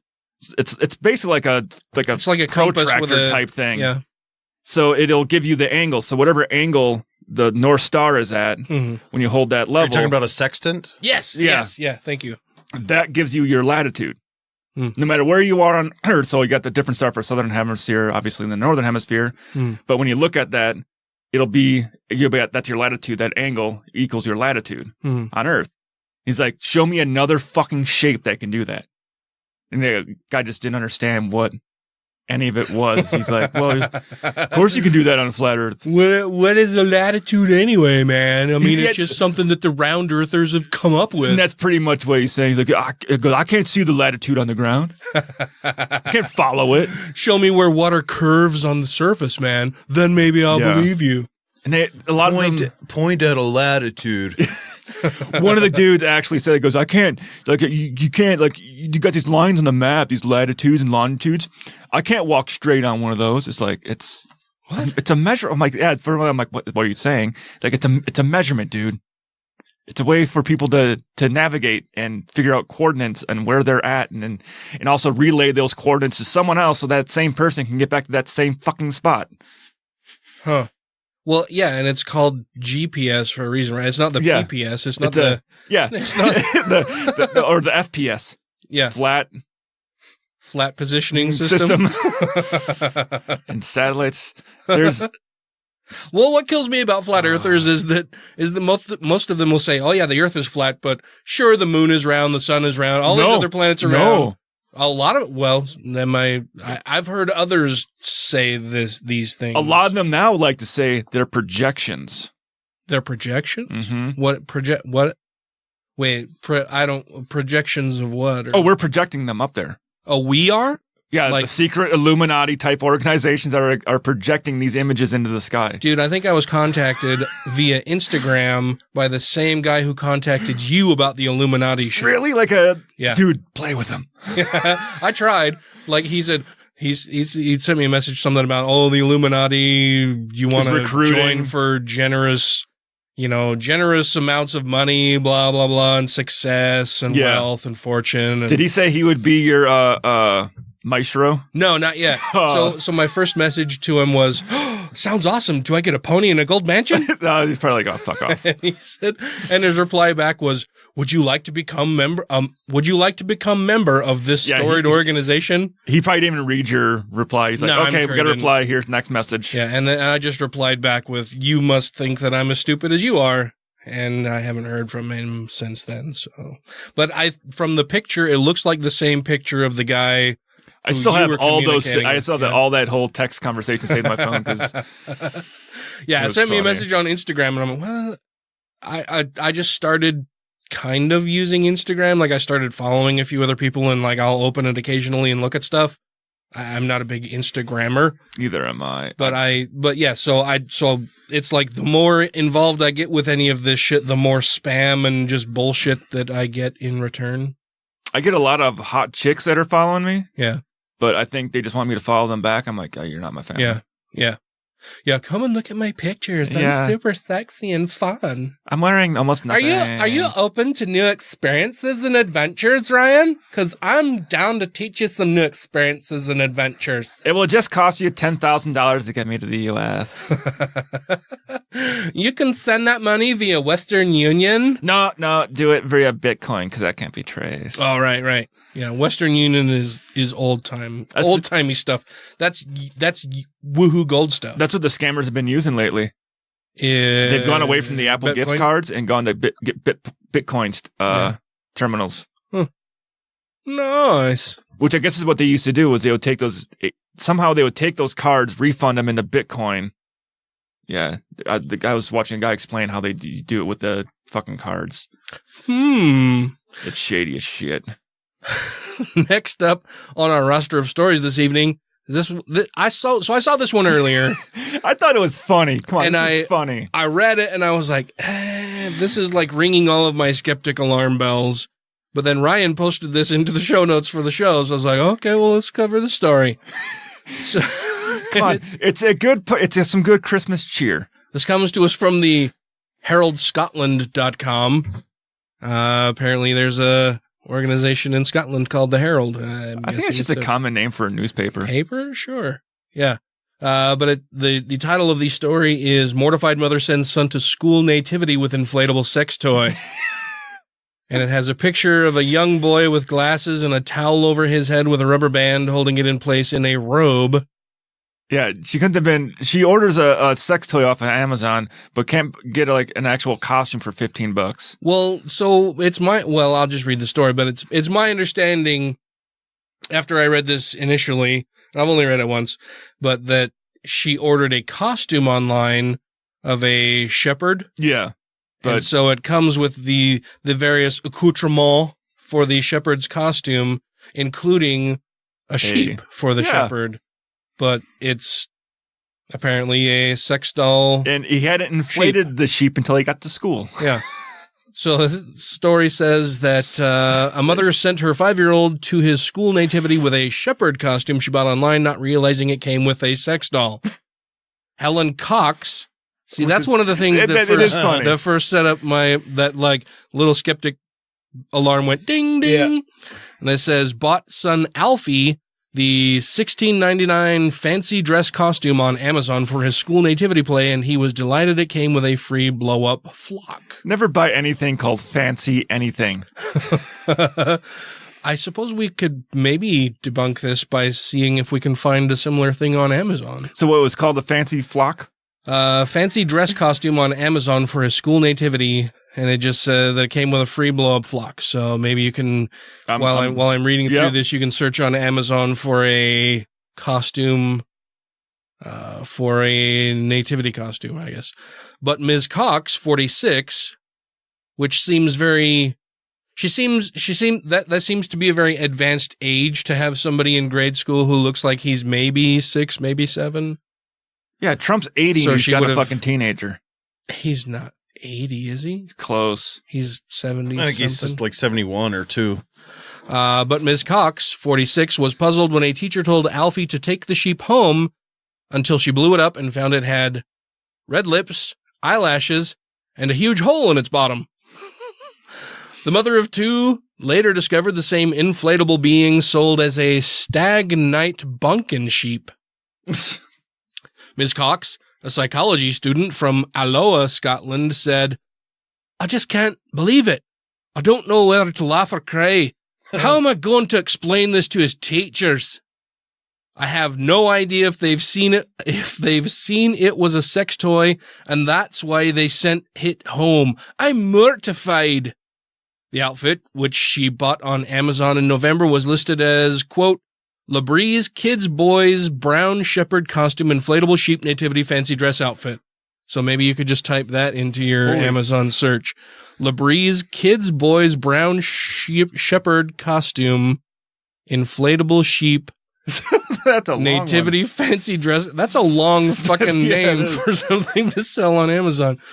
After checking the costume fit, Ms. Cox packaged it up in a name-tagged bag for Alfie to take into school on November 26. But when she went to pick up Alfie from school on December 6, A week before the nativity, she noticed the sheep in his bag. Not in his bedroom? Ms. Cox, a student at Sterling University, added, quote, I asked him, why have you brought the sheep home, Alfie? It was part of his costume, and I thought he might have been naughty and snuck it out of school. But he said the teacher had given him it to bring home, so I let it go. Before they got home, the mother suggested she blow the sheep up for young Alfie to play with. Then the penny dropped. Without knowing how to get the doll back from her son, Miss Cox has now devised a plan to get the sheep back without any awkward explanation by telling Alfie the elf on the shelf took it. So, yeah, all kinds of skeptic alarm bells were ringing as I was reading this story. Yeah, but isn't it funny? But I should say, I, of course, hear with an American accent, but I think your Scottish was pretty good. Thank you. The way through there. Thank you. I think I still kind of blend Irish and Scottish together a little bit, but my brogue needs to be a little more forceful, maybe. Sounded good to my American ears. Well, thank you. Thank you very much. We'll see if we can get the two skeptical chaps to say if it was bang on. I think it's the three skeptical chaps basically now that Metal Ollie is. I forgot they added Mental Ollie. Almost every episode. He's a funny dude. I like him actually. Yeah. He's a good addition. I'm just taking the piss, as they say. I've been watching 8 out of 10 a lot, so there's all these phrases. 8 out of 10? What's that? That was the one you talked about earlier. Yeah, with the numbers and all that. Oh, right, okay. It's a British show with Jimmy Carr. Yeah, right. Where they do the mathematical stuff. Yes. I can't. There's so many even a Jedi popped up. Oh boy. We'll have to maybe see if we can find that in the the pause between segments. That seems more plausible than a lot of other things. Yeah. Do you have some stories you wanted to talk about, Matt? I know you brought a bunch of stuff. I have some more things queued up here, but I know you brought some things. I don't know if there was anything like pressing that you thought we should cover this evening. Not necessarily. I brought some stuff that I thought was interesting, but didn't. I'll do this one. Okay. This one's interesting. Okay. And relevant. Sweet. Would you mind passing me a beer, Ryan? That'd be what would you like? Super awesome of you. Does it look like I'm picking? We got a shock top. I'll give you. If there's a hoppy something, that's what I would prefer. Yes, that will do. That'll do, Ryan. Thank you. There's got to be a beer company that has a kangaroo logo, right, for their hops thing. Oh, a kangaroo logo. Oh, I say hop. Probably, yeah. I don't want to be more of an Australian beer. For the audience wondering, I am opening a Squatter's full suspension pale ale, and I just use a bottle opener to take off a twist off. Yeah. So this is written by a Jew. Oh, how? Well, then we can't pay any attention. Jeez, Jesus will be upset. I'm just saying. They murdered him. There's a lot of labels he gives himself here. Living inside the liberal elite Jewish media controlling socialist agenda pushing bubble here in New York that I do. Jesus. Wow. Is this Ben Shapiro? I actually don't see the name on here, which is weird that I didn't grab that, but Vince Neil Stein. Vince Neil, the musician? It says M. Vince Neil Stein. No. Oh, Vince, Neil Stein or Vince Neil Stein? Neil Stein, yeah. Which is odd. Isn't Neil, sounds like a very Jewish name? Really? Isn't Neil more of a Scots-Irish type of a name? Oh wait, is it or Neil is it Scandinavian space Stein? No, or it's Neil Stein. No, Neil Stein. It's a very Jewish a little name. Jewy. Yeah. Well, the Stein, of course, but mixed with Neil is odd. I don't know. I guess I haven't really heard that name before. His mom was so liberal, she had to hyphenate her name when she got married, and then he got both. Yeah, anyway. So living in New York, I often forget that religion is a thing people take seriously. Then I see headlines like this one that shake me back into reality. There are folks right here in America, millions of them, that believe Satan is real and that rock music is the Antichrist embodied. Maybe it is Vince Neil. Pastor Larry Long, not to be confused with Long Ball Larry, took part in the morning show with Craig Anderson on a radio station and expressed his disbelief that the Midland venue Wagner Noël Performing Arts Center had agreed to book Ghost, who he genuinely believes are satanic. Yeah. For a second, I'm like, the movie? Quote, I was in a prayer group yesterday afternoon, this is the pastor, so I didn't learn about it until yesterday morning. I saw a Facebook post from a friend of mine, but it was during that time that we were spending in prayer that a group of us that it was just really impressed upon me that we need to speak out against this. I don't know that we can stop the band from coming. I don't know how that works, but this is very concerning to me.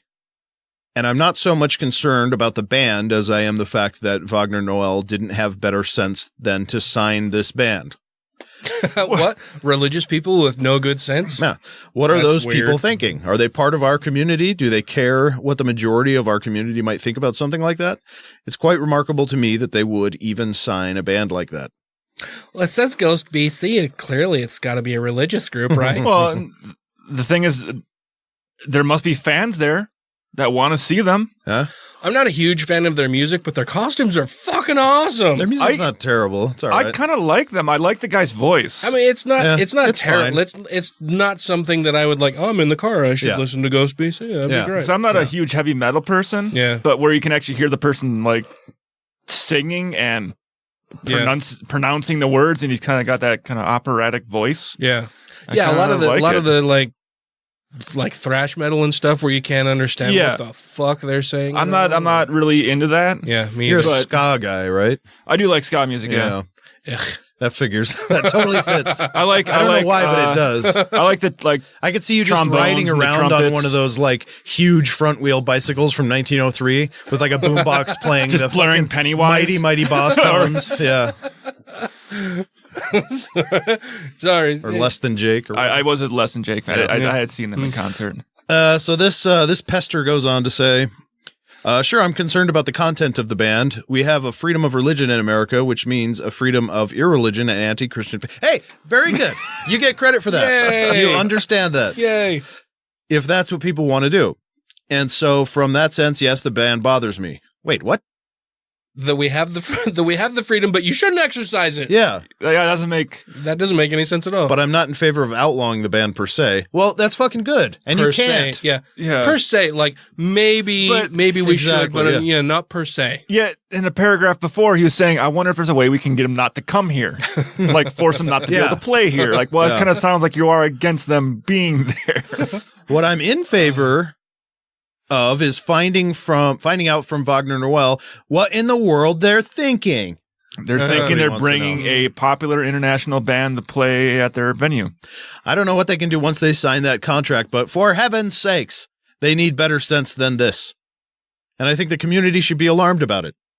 This is not healthy for our community because we Christians believe the devil is real. So when you have a devil worshiping band, and I'm sure the band believes the devil's real, I doubt that they're just doing this as part of their shtick for music and music they produce and so on. He's sure the band believes that the devil is real. What was it? Like on what is he basing that? Because he doesn't know fuck all about the band. No, he heard about him this morning. Well, it's like the guy from is it Twisted Sister?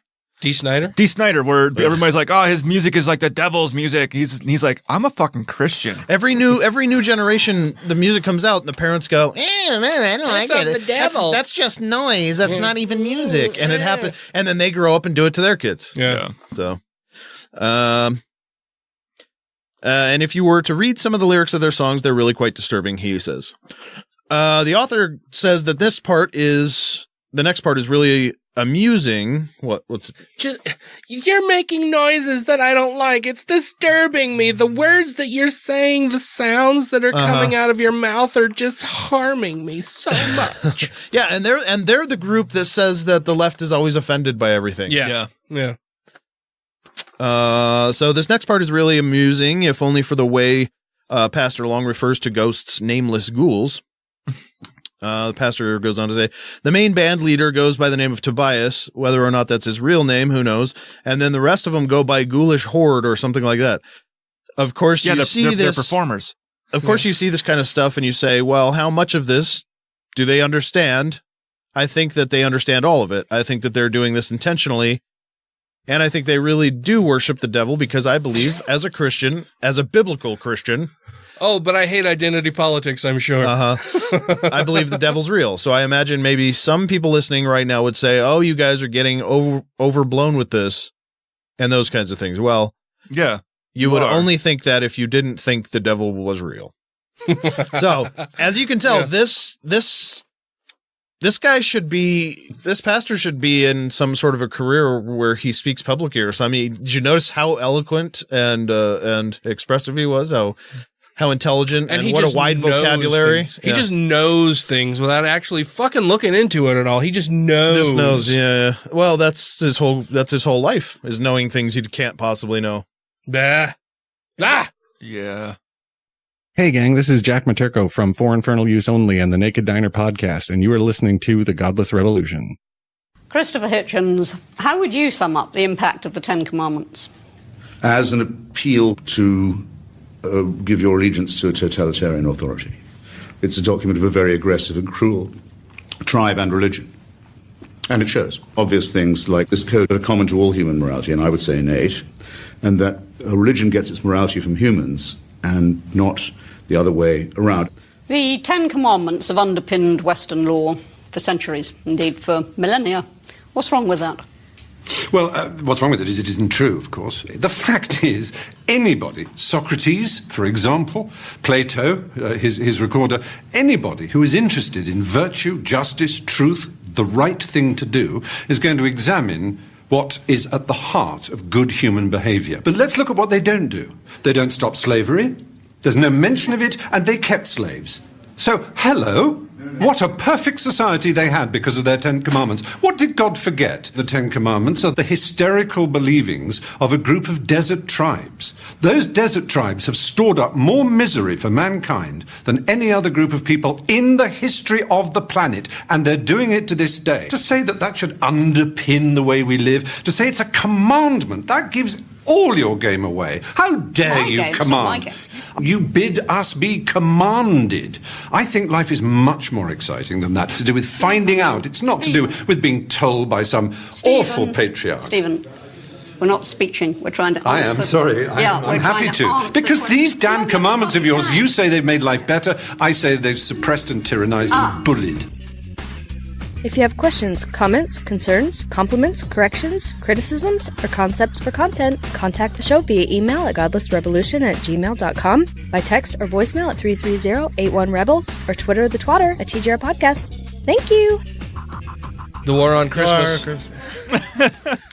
The war on Christmas is upon us again.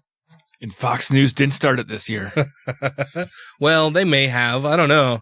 They probably did. They probably started it in July. like that's when the Christmas shopping season starts, is July 1st. Yeah. This comes to us from News 12 Connecticut, where an atheist banner causing Christmas controversy after town approves of display.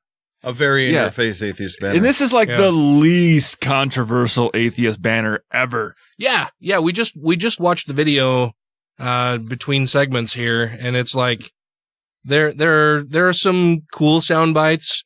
The one guy in particular, but we'll just play the video and comment as we usually do here. Don't forget to unmute it this time. Why do they do that? They automatically mute their videos to start with. I would much prefer that they do that than not, and then autoplay. But when you hit play first video, they autoplay with the music loud going every time. Then what? Yeah, so it doesn't the music play with the audio going loud every time. Yeah, then I did that. It's only the first video you got to unmute. Oh, right. The rest keep playing audio. Oh, okay. It's a bit of controversy in Bethel after town officials approved a holiday display proposed by local atheists. News 12 Connecticut's Sean McCabe is there with more this evening. Sean. Yep, residents here say this nativity scene is put up every year around the holidays and has been for decades. At the moment, it's the only seasonal display here in P.T. Barnum Square, but that's about to change. kind of a cultural institution that dates back more than 50 years that I know of. This year, the Nativity will be joined by another holiday display. A gentleman who is a non-believer requested permission to put up a holiday message of his own. First Selectman Matt Knickerbocker says... Matt Knickerbocker! I like that name. Yeah, he seems like a decent guy. Selectman Matt Knickerbocker says as soon as he saw the proposal, he smelled Christmas controversy. I said to myself, oh boy, well, we're going to be off to the races this year. The new banner, which will be hung this weekend a few yards from the nativity scene, reads, Happy Holiday Season, whatever you celebrate, from your friendly atheist neighbors. That's like the most innocuous atheist message ever. It looks like a generic Christmas postcard. I would be so offended as a Christian to see that. Happy holiday season? Are you serious? I mean, it's got to our Bethel community, happy holiday season, whatever you celebrate from your friendly atheist neighbors. Like, that's the nerve. I see nothing controversial about that. Like I said, that is like the most innocuous message you could receive from an atheist around the holidays. Like, hey, have a great time celebrating whenever you want from your friendly atheist neighborhood, or from your friendly neighborhood atheist. I mean, they could have put "Let's have a gangbang with Jesus" on there, but they didn't. Yeah, could they put that? No, probably not. Yeah. That would probably wouldn't. Well, pass. they could have. Could I don't know. They could have tried. Yeah. Some residents see it as an attack on their faith. I find that very snarky. You can just keep that to yourself. You don't have to voice your opinion every time. Oh, but you have to have your nativity up. We have every to have time. our fucking nativity, but you can keep your other opinions to yourself, motherfucker. Yeah, don't be so snarky about it. Happy holidays. That one. Fuck you. That lady. That's one that got to me. I'm like, what? I'm like, so you only want one representation? Yeah, that's somebody that's so rigid, like alt-right type rigidity. That's completely unhinged and unreasonable. Would she say the same thing? My way or the highway kind of person? If the Jewish members of the community put a menorah up next to it, and if you don't like it, you can get the fuck out. Yeah. Would she say the same thing? Probably Maybe. not. Well, because it's a religion. They're very supportive of the Jewish community because, that's they where came from. Armageddon is supposed to start. So, yeah. Well, if it was Muslim, they probably would have not been very unhappy. Yeah. I hope they don't celebrate Christmas because they don't have a right to. Oh, they don't have a right to celebrate. Okay, Atheists so wait. don't have a right to celebrate a pagan Christmas. holiday. Yeah. No, it's not a pagan holiday, Ryan. It's called Christ's Mass. Well, that's what it got renamed. Yeah, it's funny to me that people can be so vitriolic like that when they don't even have a clue what they're talking about. Especially for this message. I mean, like, there's nothing at all wrong with this message. It says atheist on it, though. That's the offense, right? Yeah.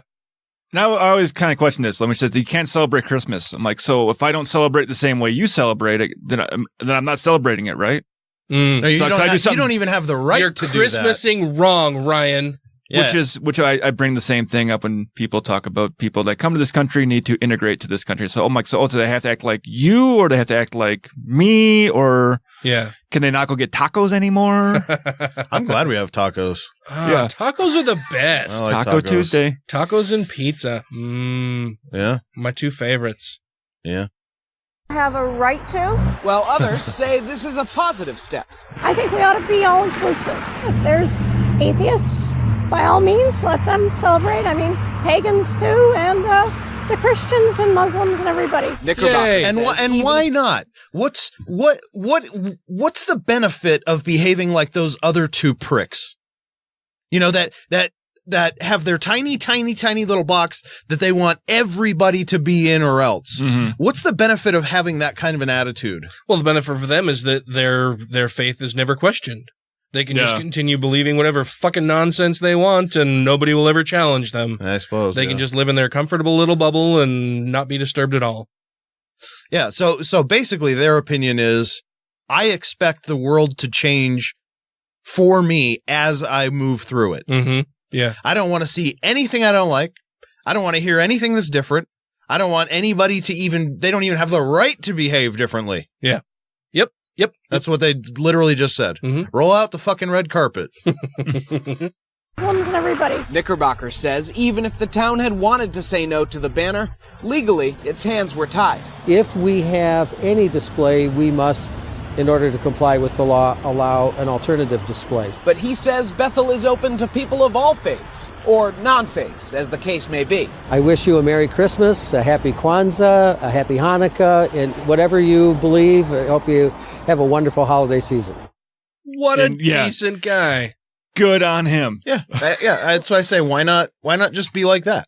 Like, well, and how terrible is it that he has to, like, he says something that is just, like, that's the way people should be. Yeah. Like this is just the normal way that people should behave. That, yeah, I understand there are differing viewpoints and people are going to celebrate however they want and however, whatever religious faith they have or non-faith or whatever. We live in a plural society. There are a lot of different views on this, and that's great that people would celebrate however they choose. Mm-hmm. And that's like the lowest standard that we could possibly have, really. And he's met that standard, and we're like, what a great guy. Yeah. That guy's awesome. Well, compared for to meeting the minimum requirement for being a decent fucking human being. Yeah. But that's because it's compared to those other two prissy cunts. Right. Yeah. Well, I think he's like the mayor of the town or whatever. Yeah.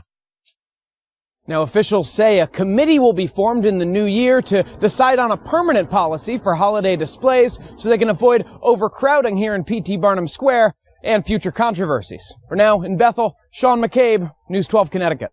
It's a bit of controversy. By limit controversies, does that mean no displays but the Christian one, or no displays at all? It depends on how entrenched the Christians are there. Yeah.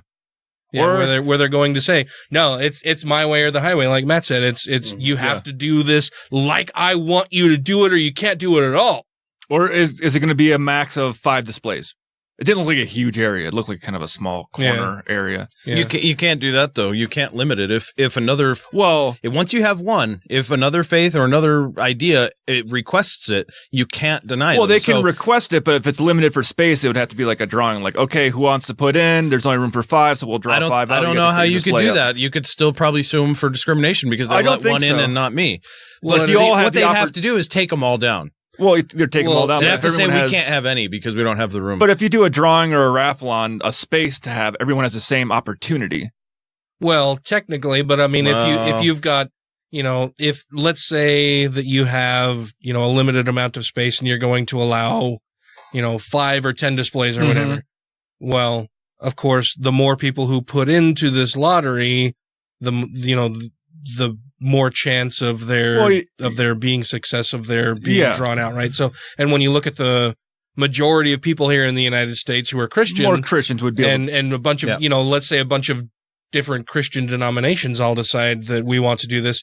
Well, then you can't say, well, we're going to have a lottery where everybody can submit their, everybody can submit their proposals, and we're just going to draw out of a hat, however many, until we meet our quota for space. Like if we've got 10 spaces available, we'll draw out 10 things. Well, then, every Christian denomination in the area will be putting in. So the chances of it being completely Christian are way, way up versus, having a diverse view of differing religious views and opinions where instead of saying that it's just going to be, we'll just draw names out of a hat, it'd be like, well, no, we'll allow, a Christian display, we'll allow a Muslim display, a Kwanzaa display, a Jewish display, an atheist display.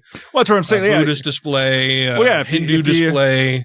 But if you get like 15 different religions wanting to display something, you can only fit 5. Yeah. Let each of those religions. But this is all somewhat tangential, though, isn't it? I mean, the point is we shouldn't be smutting up our public places with religious bullshit. Yeah.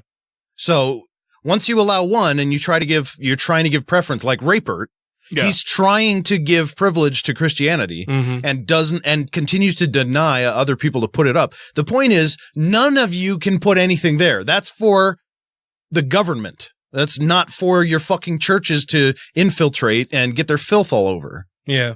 So you can figure out all these tricky ways to be able to make it fair for it. But the point is, nobody gets you don't put any of this stuff on the public places. That's the point. Yeah, I think that would be the better way to go. Is just say no, we're not going to do any of it. Like if you want to do whatever at your own house, that's fine, or on your church or whatever. Yeah, that's fine. Do it there. This isn't government property. Wasn't set up and designed in order to display religious monuments to whatever for propaganda. For every different holiday. Yeah, put it on a billboard, you fucks. Yeah. You don't get to just display your shit on public property anytime you want. Well, it's like a manipulation trick too. It's like they're trying to sneak it in there, so it's like we have the power. Look, we're connected here, and the Constitution makes it pretty clear they're not supposed to be connected.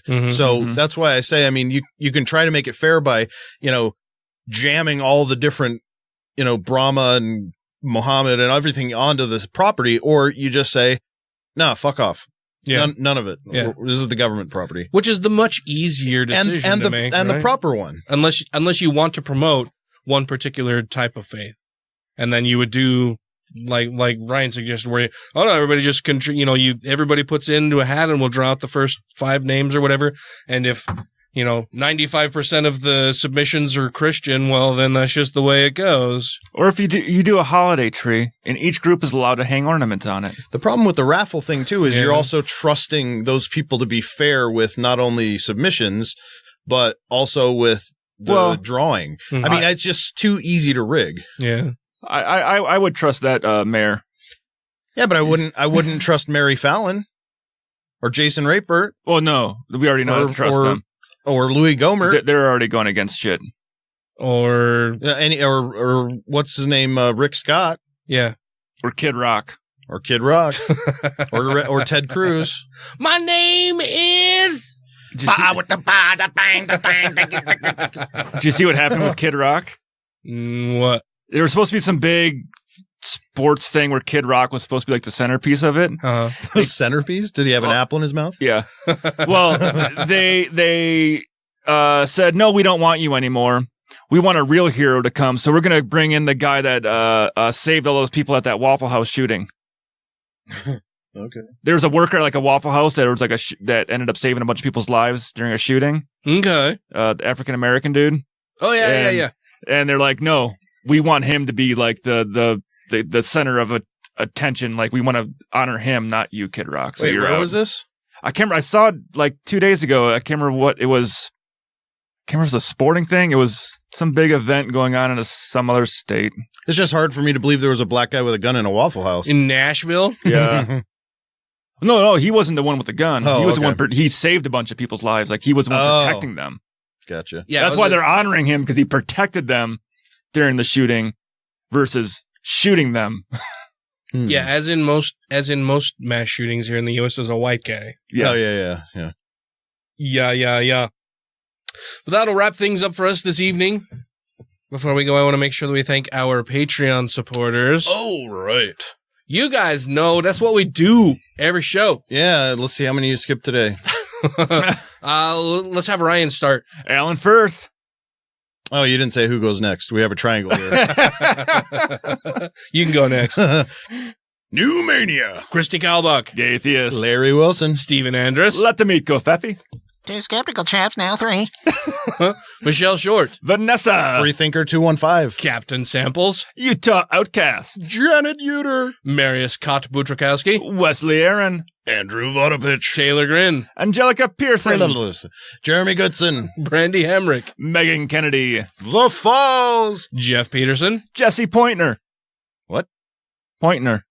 Oh, okay. You add an N. Savita Kuna. Yeah. And the Purple Dragon. I'm actually wearing purple today. Oh, motherfucker. I would not have known that had you not said so. I thought it was blue. I thought you were wearing a blue shirt. It's those awesome eyes that God made for you. Yeah. Some wonderful, intelligent design there. Yeah. Thank you all very much for listening. And so until next week, we should just crucify George H.W. Bush instead of laying him in state in the rotunda. Well, you should also leave a review and get a baby Jesus. And rate the show 5 times a day toward medical science in mental illness advancements. That's what I meant to say. Medical science. Illness advancements. Medical science advancements in mental illness. Yeah. That thing. Yeah. Angelica first. Too many words. Too many. Say that again. No, I can't do it because it was in the moment. Do it. Do it. Now I'm laughing. We were just joshing around. We was just joshing around.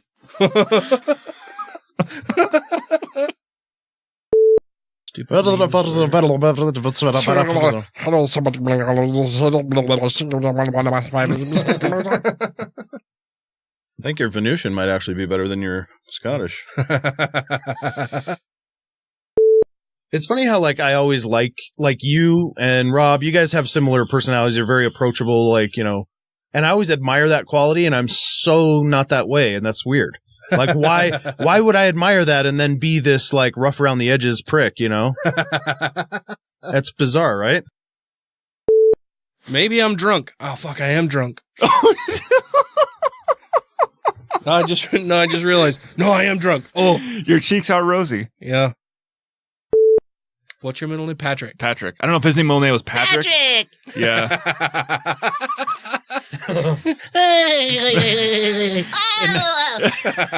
And that's you do a really good SpongeBob.